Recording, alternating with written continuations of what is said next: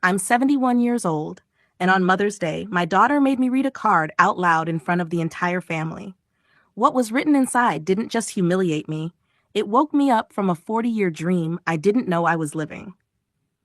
But let me start at the beginning, because you need to understand how a mother's unconditional love can slowly transform into the very weapon used to destroy her. It was a bright Sunday morning in May. I stood in front of the mirror in my small apartment, smoothing down my lavender dress, the one my late husband Thomas had always said made my eyes sparkle. I was holding a bouquet of fresh tulips and a bag of homemade cookies for my grandchildren, practically vibrating with excitement. Today was my day, Mother's Day. The one day a year that was supposed to celebrate everything I'd sacrificed, everything I'd built, everything I'd given. I had no idea I was walking into an ambush. When I arrived at my daughter Rebecca's house, the scene looked perfect, almost too perfect. The living room was decorated with pastel balloons. My son-in-law Derek was setting up chairs in the dining room. My two grandchildren, Emma and Lucas, came running toward me with squeals of delight. "Grandma, Eleanor, Grandma," they shouted, wrapping their small arms around my waist. For a moment, my heart swelled with pure joy. This was what mattered. This was why I'd worked 3 jobs to put Rebecca through nursing school. This was why I'd given them the down payment on this very house. This was why I sent them money every single month, even though I lived on a fixed income. "Mom, you're here."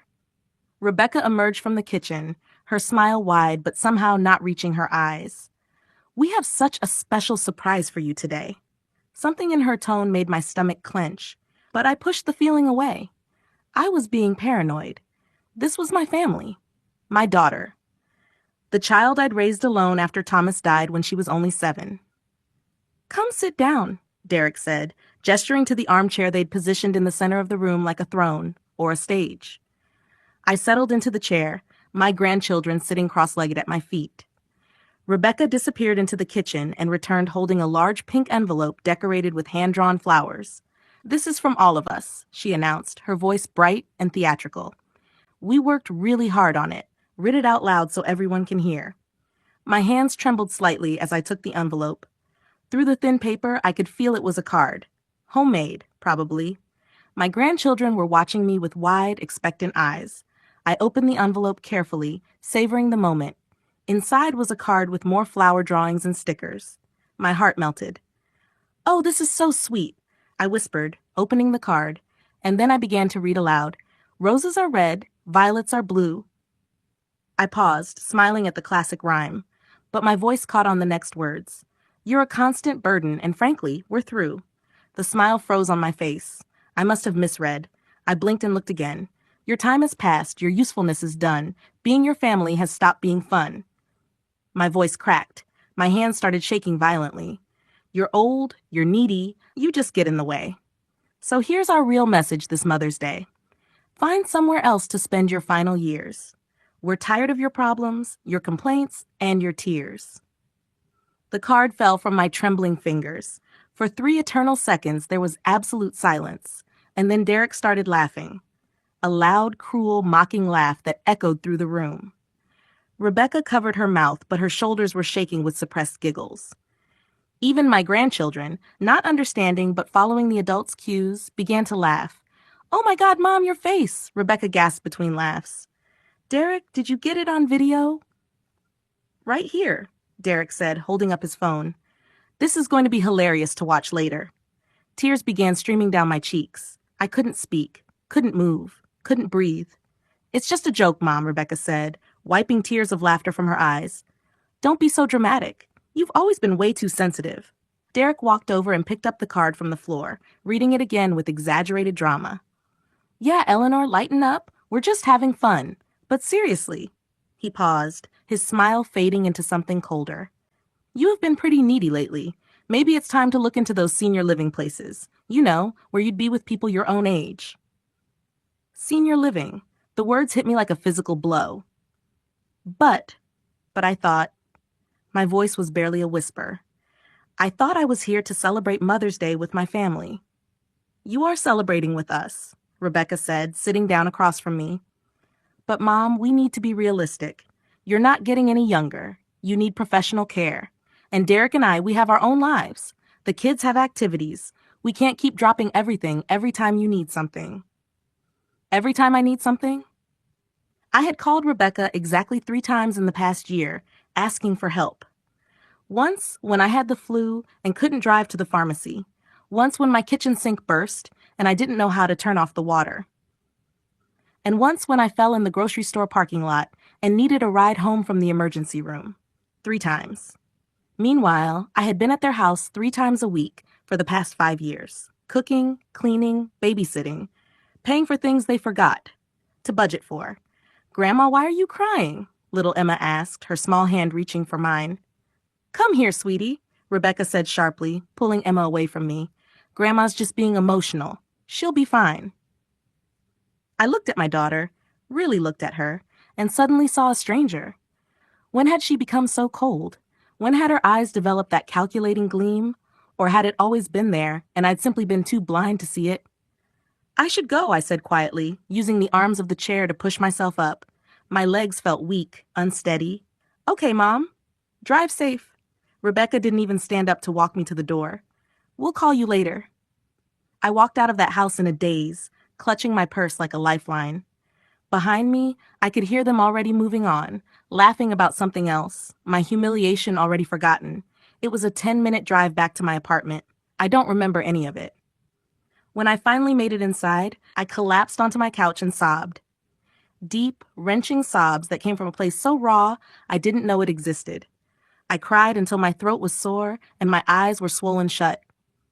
But somewhere around midnight, as I sat in the darkness, holding that cruel card, something shifted inside me. The tears stopped, and in their place came something I hadn't felt in decades: clarity. I stood up, walked to my bedroom, and pulled out a wooden box from the top shelf of my closet. Inside were documents I rarely looked at: bank statements, investment portfolios, property deeds. As I spread them across my bed, I did some calculations that should have terrified me, but instead filled me with a strange, calm power. My daughter thought I was a burden, a poor, needy old woman living on Social Security, desperately clinging to family connections because I had nothing else. She had no idea who I really was. Let me tell you how I got here. Because this story doesn't start with a cruel Mother's Day card. It starts 43 years ago, when I was 28 years old and my world fell apart. Thomas and I had been married for 6 years. We had a beautiful 3-year-old daughter named Rebecca and had just bought our first home, a tiny 2-bedroom house with a postage stamp yard that we thought was paradise. Then Thomas was diagnosed with stage 4 pancreatic cancer. He was gone in 4 months. I was 28, widowed, with a preschooler and a mortgage I couldn't afford on my receptionist's salary. Thomas's life insurance barely covered the funeral costs. His family, who had never approved of me, disappeared entirely. I remember the night after the funeral, sitting in our empty bedroom, holding Thomas's favorite sweater and trying to figure out how I was going to survive. Rebecca wandered in, her little face confused and sad. "Where's Daddy?" "Daddy had to go away, baby," I whispered, pulling her into my lap. "But Mommy's here. Mommy will always be here. I promise." And I kept that promise. I got a second job as a night shift cleaner at an office building, then a third job on weekends doing data entry from home. For years, I worked 18-hour days, sleeping in 4-hour shifts, living on coffee and determination. Every penny I earned went into 2 things: keeping a roof over our heads and making sure Rebecca never felt like she was missing out on anything. When the other kids at school got new backpacks, so did Rebecca. When her class went on field trips, I always found the money. When she wanted to take dance lessons, I said yes, even though it meant eating ramen noodles for dinner for 2 months straight. By the time Rebecca was in high school, I had worked my way up from receptionist to office manager. The money got a little better. The hours were slightly less brutal, but I still lived frugally, saving every extra dollar I could. Because I had a dream. I wanted Rebecca to go to college. I wanted her to have opportunities I never had. I wanted her to never struggle the way I had struggled. When Rebecca was 17, she came home with shining eyes and told me she wanted to be a nurse. "Nursing school is expensive, Mom," she said hesitantly. "Maybe I should just get a job after high school." And absolutely not, I interrupted. You're going to nursing school. We'll figure out the money. To pay for her education, I sold my mother's pearl necklace, the only thing of value I owned. It had been in our family for 3 generations, but seeing Rebecca's face light up when I told her she could pursue her dream was worth more than any heirloom. I also took out a second mortgage on our house and worked overtime for 5 straight years. Rebecca graduated summa cum laude. I was so proud I thought my heart might burst. Mom, I couldn't have done this without you, she said at her graduation, hugging me tight. Everything I am is because of you. I believed her. 2 years later, she met Derek at the hospital where she worked. He was a pharmaceutical sales rep, charming, ambitious, always dressed in expensive suits. I'll admit, I'd reservations. There was something about the way he looked at Rebecca, like she was a prize he'd won rather than a person he loved. But she was radiant, and I told myself I was being overprotective.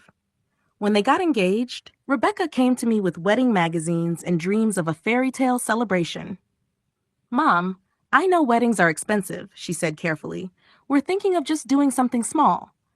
I saw the longing in her eyes when she looked at the pictures of elegant venues and beautiful dresses. How much would your dream wedding cost? I asked. Maybe 15,000? But that's way too much. We couldn't ask you. You're not asking. I'm offering. I gave them $15,000 for their wedding. It was almost every cent I had saved over 5 years. I wore a dress from a thrift store to the ceremony and told everyone it was designer. The wedding was beautiful. Rebecca looked like a princess, and when she kissed me on the cheek and whispered, "Thank you for everything, Mom. I love you so much. I thought it was worth every sacrifice." 3 years later, they came to me with news. They were buying a house. "We found the perfect place," Derek said, showing me pictures on his phone. 4 bedrooms, great neighborhood, excellent schools for when we have kids. There's just one problem. We're 20,000 short on the down payment. I didn't hesitate. I pulled the money from my retirement account and gave it to them. "Mom, are you sure?" Rebecca asked, though she was already looking at paint colors online. "I'm sure. You deserve a beautiful home." Then the grandchildren came. Emma first, then Lucas 2 years later. They were the light of my life, 2 perfect little souls who called me grandma and hugged me like I was the most important person in the world. When Rebecca went back to work after her maternity leave, she asked if I could help with childcare. "Just a few days a week," she said. "Daycare is so expensive, and the kids love you so much." A few days a week turned into 5 days a week. For 3 years, I was their full-time babysitter. I'd arrive at 6 a.m., make breakfast, get the kids dressed, take them to the park, prepare their lunches, help with homework, give them baths, read them bedtime stories. When Rebecca and Derek came home, the house would be clean, dinner would be ready, and the children would be happy and cared for. "You're a lifesaver, Mom," Rebecca would say, but she rarely looked up from her phone. I never asked to be paid. They were my grandchildren. This was what grandmothers did, but gradually, I started to notice changes. The thank yous became less frequent. My suggestions about the children's routines were dismissed as old-fashioned. When I mentioned that Lucas seemed to have trouble focusing and might benefit from an evaluation, Derek snapped at me. "Eleanor, we're the parents here. We know what's best for our kids." The first time he used that tone with me, I was shocked into silence, but I told myself he was just stressed from work. Then came the financial requests. "Mom, Derek's car needs a new transmission. Can you help us out? Just 2,000. We'll pay you back." They never paid me back. "Mom, the furnace died. We need 4,000 for a new one." "Mom, Emma needs braces. Can you cover the down payment?" "Mom, we're remodeling the kitchen. Any chance you could contribute?" Over 5 years, I gave them $68,000. $68,000, money I took from my retirement savings, my emergency fund, the modest inheritance my aunt had left me. I lived in the same small apartment, drove the same old car, wore the same clothes until they wore out. Meanwhile, Rebecca and Derek upgraded to luxury vehicles, took expensive vacations, and remodeled their house room by room. And their treatment of me got worse. I remember Lucas's birthday party last year. I arrived early to help set up like I always did. But when Derek opened the door, he looked annoyed. "Eleanor, the party doesn't start until 3. Why are you so early?" "I thought I could help with decorations." I said, holding up a bag of balloons I'd bought. "We don't need help. Rebecca's got everything handled." But through the doorway, I could see Derek's mother, Patricia, in the kitchen arranging appetizers. She had been invited to help prepare. I was being turned away. "I can wait outside until 3, I said quietly, my cheeks burning with humiliation. "Don't be dramatic," Rebecca called from inside. "You can come in, but stay out of the kitchen. You know how you get confused with recipes." I get confused with recipes. Me, who had cooked for them hundreds of times without a single complaint. That day, I sat alone on the patio during my grandson's party, watching as Patricia received compliments on the cake she'd made with Rebecca. The cake I had offered to bake but was told wasn't necessary. When it was time to take family photos, no one called me over. I watched from the sidelines as they posed together, a complete family portrait that didn't include the woman who had helped make it all possible. Last Christmas was even worse. I had spent $3,000 on gifts: a new bike for Emma, a gaming system for Lucas, expensive perfume for Rebecca, the power tools Derek had been wanting. I wrapped each present carefully, imagining their faces when they opened them. But when Christmas morning came, my gifts were opened quickly and carelessly, mixed in with dozens of others. The kids said a vague thanks to the room in general. Derek barely glanced at the tools. Rebecca didn't even try on the perfume. But I had also brought something special: a sapphire ring that had belonged to my grandmother. It had been passed down through 4 generations of women in my family. I had planned to give it to Rebecca since she was a little girl. "Mom, it's pretty," Rebecca said, barely looking at it. "But I don't really wear rings. Maybe save it for Emma when she's older." She handed the box back to me without even trying it on. I drove home that night with the ring box on the passenger seat, crying so hard I had to pull over twice. But the moment that should have opened my eyes, really opened them, came 2 months ago. I got the flu. A bad one. For a week, I was bedridden with a fever hovering around 103 degrees. I couldn't keep food down, could barely make it to the bathroom. I was so weak I couldn't even open a bottle of medicine. I called Rebecca on day 3. "Honey, I'm really sick," I said, my voice hoarse. "Could you maybe bring me some soup? Or just stop by to make sure I'm okay?" There was a pause. "Mom, we're absolutely swamped right now.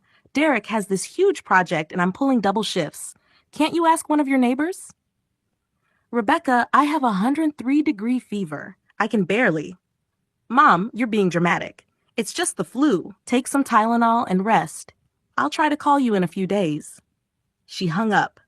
She didn't call back for 8 days. It was Mrs. Chen, my 79-year-old neighbor, who knocked on my door when she didn't see me getting the mail. She brought me homemade soup, helped me to the bathroom, made sure I took my medicine. A woman I barely knew showed more care than my own daughter. When I finally recovered and returned to my routine of visiting twice a week, no one asked how I'd been. It was as if those 8 days of misery had never happened. That's when I should have seen the truth. But I made excuses. They were busy. They had their own lives. I was being too needy. Until the Mother's Day card. Until I read those words out loud while my family laughed at my pain. Until I finally understood that I wasn't their mother anymore. I was their ATM. The morning after Mother's Day, I woke up with absolute clarity. I didn't cry. Didn't feel sorry for myself. I felt powerful. I put on my best Navy suit, the one I'd bought for Rebecca's nursing school graduation, but had barely worn since. I did my makeup carefully, fixed my hair in an elegant twist. When I looked in the mirror, I didn't see a sad old woman. I saw someone who had been underestimated for far too long. My first stop was the bank. "Mrs. Eleanor, how can I help you today?" My financial advisor, Mr. Thompson, asked. "I need to make some significant changes to my accounts." Over the next hour, I systematically dismantled every financial connection I had to Rebecca and Derek. The $500 I'd been sending them monthly? Canceled. The joint savings account they used for emergencies? Closed, with the remaining $11,000 transferred to my personal account. The automatic transfers I'd set up to help with their mortgage? Terminated. "Ma'am, are you certain about these changes?" Mr. Thompson asked carefully. "These are rather drastic." "Completely certain. It's my money, and I'm taking back control of it." Next, I went to my attorney's office. "Eleanor, good to see you. Mr. Patterson said, though his smile faded when he saw my expression. What brings you in? I need to completely rewrite my will. Mr. Patterson had handled my family's legal affairs for 20 years. He drafted my will when Rebecca was still in college, leaving everything to her. Eleanor, this is a significant change. Are you sure you don't want to take some time to? I've had 43 years to think about it, I interrupted. The last 5 years have taught me everything I needed to know. I explained what I wanted. Everything I had planned to leave Rebecca, my savings, my investments, the small inheritance from my aunt, would instead go to a foundation that supported single mothers. Women like I had been, struggling to raise children alone, needing help but too proud to ask for it. For my grandchildren, I established a trust they could access at age 25, but only if they maintained genuine contact with me. Not obligatory holiday visits. Real relationships. The trust specified that they had to call me at least twice a month, visit at least once a month, and the executor would verify this wasn't just them going through the motions for money. If they couldn't prove they valued me as a grandmother, the money would go to the foundation instead. Eleanor, Mr. Patterson said quietly, I understand you're hurt, but these children are very young. Is it fair? I repeated. Was it fair that their parents taught them to laugh at my pain? Was it fair that they're learning it's okay to treat people as disposable? Maybe losing an inheritance will teach them something their parents never did, that relationships have value beyond money. I signed the new will without a tremor in my hand. My next stop was the travel agency. For years, I'd kept a secret. When my mother died, she'd left me a small beach house in Clearwater, Florida. It had been in our family since my grandparents bought it in the 1960s. For the past 15 years, it had been rented out by a property management company, generating income that went straight into a separate account. An account Rebecca knew nothing about. That account now held $62,000. My Aunt Lucille, who had no children of her own, had also left me her entire estate when she died 5 years ago. Bonds, stocks, certificates of deposit. I'd invested it carefully, never touching it, thinking I'd leave it all to Rebecca. That portfolio was now worth $184,000. Between my retirement savings, what was left after giving Rebecca so much, my Social Security, and these hidden assets, I had just over $300,000. Not a fortune by any means, but more than enough to live comfortably for the rest of my life. Enough to never need to ask my daughter for anything ever again. I'd like to book a one-way flight to Florida, I told the travel agent. First class, please. Leaving Friday. Is this a vacation, ma'am? No, I said, smiling for the first time in days. It's a liberation. That night, I sat at my small kitchen table and wrote 2 letters. The first was to Rebecca. My dearest daughter, by the time you read this, I'll be in Florida, living in the beach house I inherited from my mother that you didn't know existed. I've made some changes that I need you to understand. The $500 I sent you every month has been permanently canceled. The joint savings account is closed. All automatic payments to your mortgage, utilities, and expenses have been stopped. This isn't punishment. It's a lesson I should have taught you years ago. Independence. For 43 years, I gave you everything I had. My time, my energy, my money, my unconditional love. I raised you alone after your father died. I worked myself to exhaustion so you could have the opportunities I never did. I paid for your education, your wedding, your house. I babysat your children for years without asking for a penny. I gave you tens of thousands of dollars whenever you asked. But somewhere along the way, you stopped seeing me as your mother and started seeing me as your personal bank account and free labor. The Mother's Day card was just the culmination of years of disrespect. But the real betrayal was how you treated me long before that. The way you dismissed my opinions. The way you turned me away when I came to help. The way you couldn't even check on me when I was seriously ill. I've changed my will. My inheritance will go to a foundation for single mothers, women like I was, who are struggling but trying their best. Your children have a trust they can access at 25 if, and only if, they maintain a genuine loving relationship with me. Don't call me asking for money. Don't send the grandchildren to manipulate me emotionally. Don't show up at my door with apologies designed to restore your cash flow. If you want your mother back, you'll have to prove you value me for who I am, not for what I can give you. I hope someday you understand. I hope someday your children never feel the way you made me feel. Your mother who finally learned to value herself, Eleanor. The second letter was shorter, addressed to Derek. Derek, I heard your phone conversation 3 months ago, the one where you discussed finding a proper facility to move me to, as if I were furniture that no longer fit your decor. What you didn't know is that I have a beach house in Florida, investments that generate more annual income than your salary, and the financial independence to live anywhere I choose. For years, I quietly funded your comfortable lifestyle. I did it out of love for my daughter and grandchildren, not out of obligation or need. But you interpreted my generosity as weakness, my kindness as desperation, my love as an inconvenience. Now you'll learn to stand on your own 2 feet. I wish you luck. You're going to need it. Eleanor, I placed both letters in envelopes and left them on my coffee table, held down by the cruel Mother's Day card. Then I began packing. Friday morning, I woke up at dawn. My apartment was mostly packed. I donated half my belongings to charity. Why did I need so much stuff anyway? I kept my clothes, my books, my photos of Thomas, and a few precious mementos from when Rebecca was young. The little girl who used to curl up in my lap and tell me I was the best mommy in the whole world. I wondered what had happened to that little girl when she had transformed into the woman who laughed at my pain.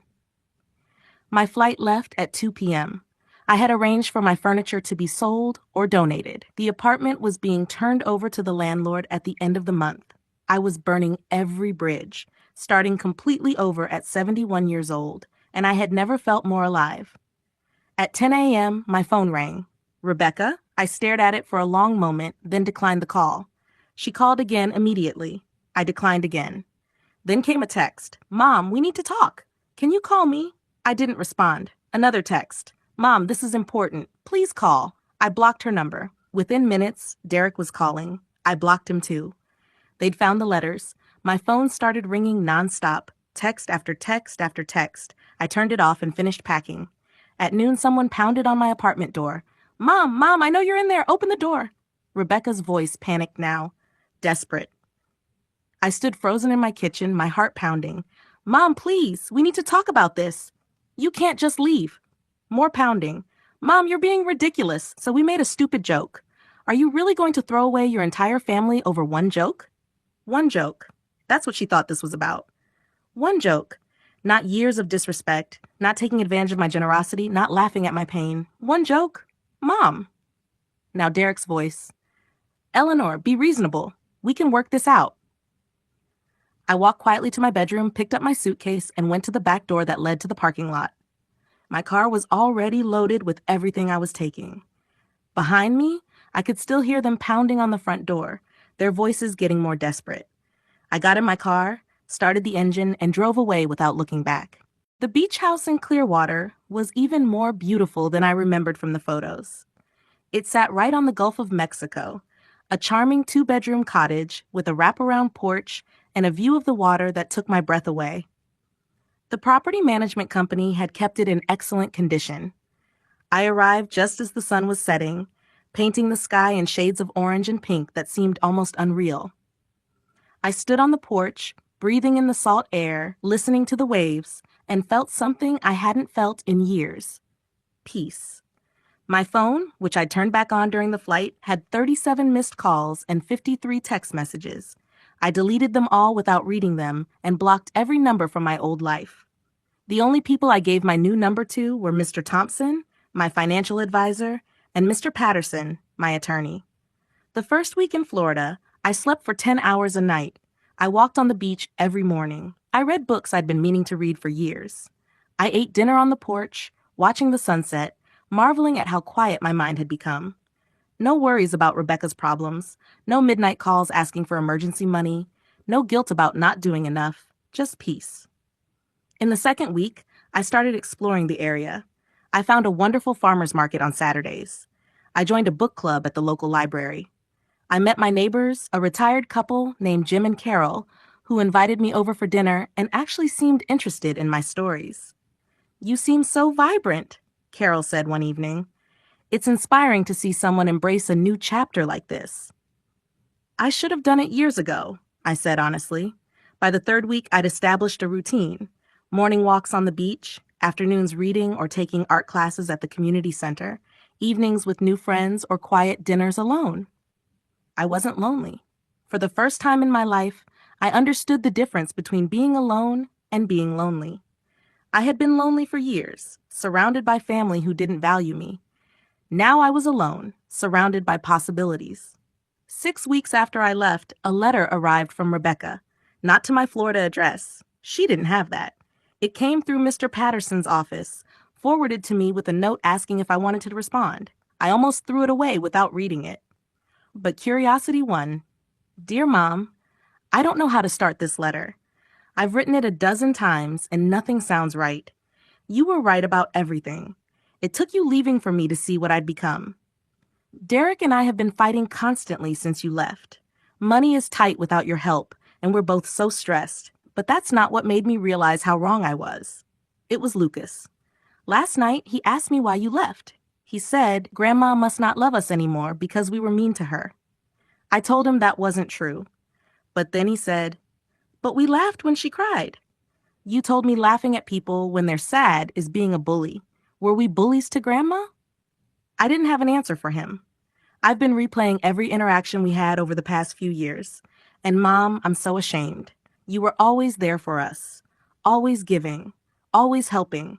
And we treated you like an inconvenience. The Mother's Day card was Derek's idea, but I went along with it. I laughed at your pain. I humiliated you in front of your grandchildren. I taught them that it's okay to hurt someone who loves you if you think it's funny. What kind of mother am I raising my children to be? I don't expect you to forgive me. I don't even know if I deserve your forgiveness. But I need you to know that I finally see it. I see what I did. I see what I took from you. I see how much you sacrificed and how little I appreciated it. I miss you. The kids ask about you constantly. Emma cries at night because she wants to show you her report card. Lucas keeps drawing pictures for you but doesn't know where to send them. I'm not asking for money. I'm not asking you to come back and fix our problems. I'm just asking if there's any way someday you might give me a chance to be the daughter you deserved all along. I love you, Mom. I always did. I just forgot how to show it. Rebecca. I read the letter 3 times, tears streaming down my face. Part of me wanted to believe her, wanted to forgive immediately, wanted to call her and tell her everything would be okay. But I'd spent 43 years putting her needs before my own. I'd spent 43 years being the one who forgave, who understood, who sacrificed. This time, I needed to put myself first. I wrote back, Rebecca, thank you for your letter. It means more than you know that you finally see what our relationship had become. But I need you to understand that this isn't something that can be fixed with one apology. You didn't hurt me with one cruel card. You hurt me with years of taking me for granted, years of treating my love as obligation, years of teaching your children that people are valuable only for what they can provide. I'm not ready to resume a relationship with you yet. I need time to heal. I need time to build a life where I'm valued for who I am, not for what I can give.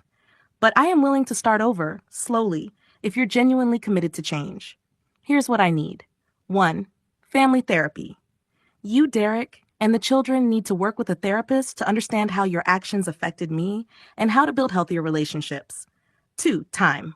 Don't call me every day. Don't bombard me with messages. Once a month, you can send me a letter telling me about genuine changes you're making. Not promises, not plans, actual actions. 3. Independence. I will not be sending money. I will not be your free childcare. I will not be solving your problems. You need to learn to stand on your own feet. 4. Respect. If and when we rebuild our relationship, it will be as equals. Not as a mother who exists to serve, but as a woman who deserves dignity, consideration, and genuine love. As for Emma and Lucas, tell them Grandma loves them very much. Tell them I'm not angry with them. They were following the example the adults set.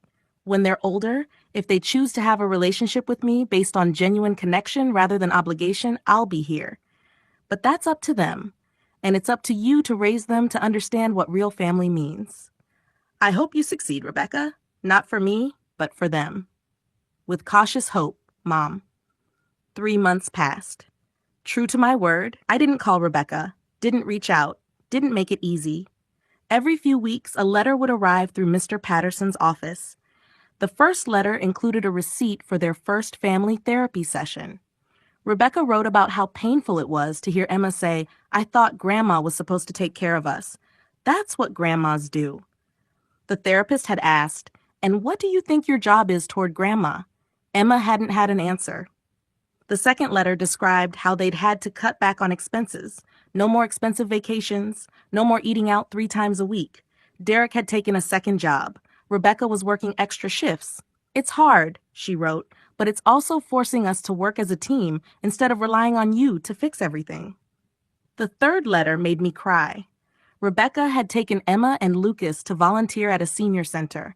Lucas met a woman named Mrs. Rodriguez who reminded him of you. She was sitting alone while her family only visited once a month. He asked me why her family didn't visit more. I told him they were probably busy.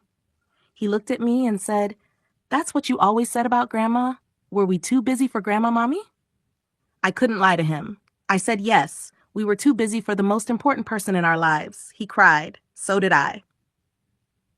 The fourth letter included drawings from Emma and Lucas. Not just pictures, letters, written in their careful child handwriting. "Dear Grandma, I'm sorry we laughed at you. That was mean. I miss you. Love, Emma." "Dear Grandma, I made this picture of the beach because Mommy says you live by the ocean now. I hope it's pretty there. Can I visit you someday? Love, Lucas." I hung those drawings on my refrigerator. 6 months after I left, my phone rang with an unknown number. Against my better judgment, I answered. "Grandma Eleanor?"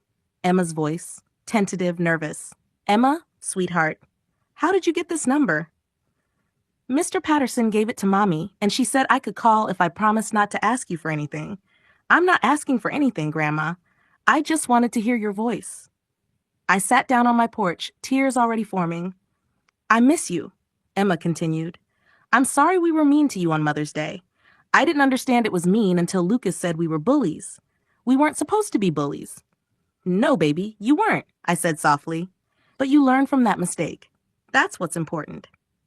"Mommy's different now," Emma said. "She cries sometimes. She says she misses you and she was a bad daughter.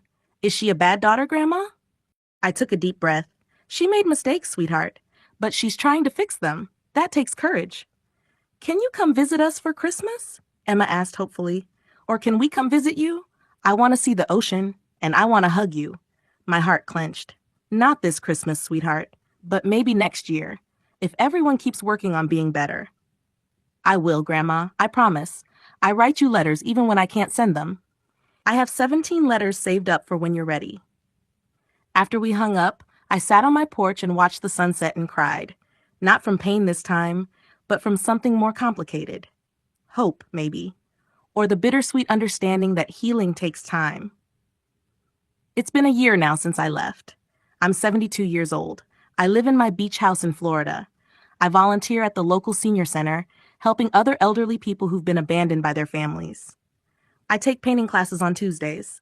I have dinner with Jim and Carol every Friday. I'm not rich, but I'm comfortable. I'm not surrounded by family, but I'm not alone. And most importantly, I'm not a burden. I'm Eleanor, a woman with her own life, her own purpose, her own value that has nothing to do with what I can give others.